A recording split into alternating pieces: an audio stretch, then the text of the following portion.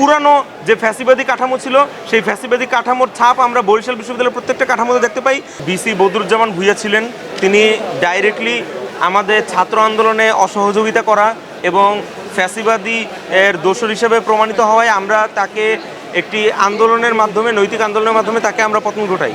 কিন্তু পরে 5ই আগস্টের পরে আমাদের নতুন যে উপাচার্য আসেন, তার কর্মকাণ্ডে আমরা স্পষ্টতই প্রমাণ পাই যে তিনি স্বৈরাচারী হচ্ছে বা ফ্যাসিস্টের দোসর হচ্ছে ডক্টর প্রফেসর কলিমুল্লার একজন খুবই ঘনিষ্ঠ সহযোগী।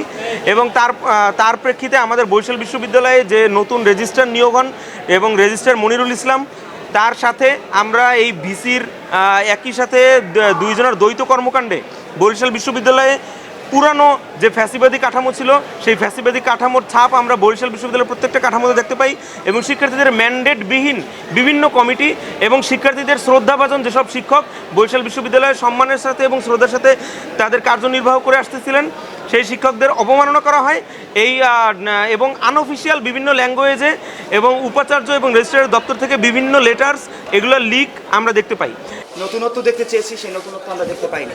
আমাদের পরবর্তী যে নতুন ভিসি এসেছেন উপাচার্য মহোদয় ডক্টর সুচিতা শারমিন, তিনি এসে একের পর এক হঠকারী এবং স্বৈরাচারী সিদ্ধান্ত এবং তার পাশাপাশি আমাদের জুলাই অভ্যুত্থানে আমাদের উপরে যে যারা হামলাকারীদেরকে সমর্থন দিয়েছেন, ডক্টর মোহাম্মদ মহসিন স্যার, যাকে আমাদের এই অবৈধ প্রশাসন কর্তৃক হেনস্থার শিকার হতে হয়েছে, আমাদের জুলাই বিপ্লবে পক্ষে থাকার জন্য, অন্যায় প্রতিবাদ করার জন্য হেনস্থার শিকার হয়েছে।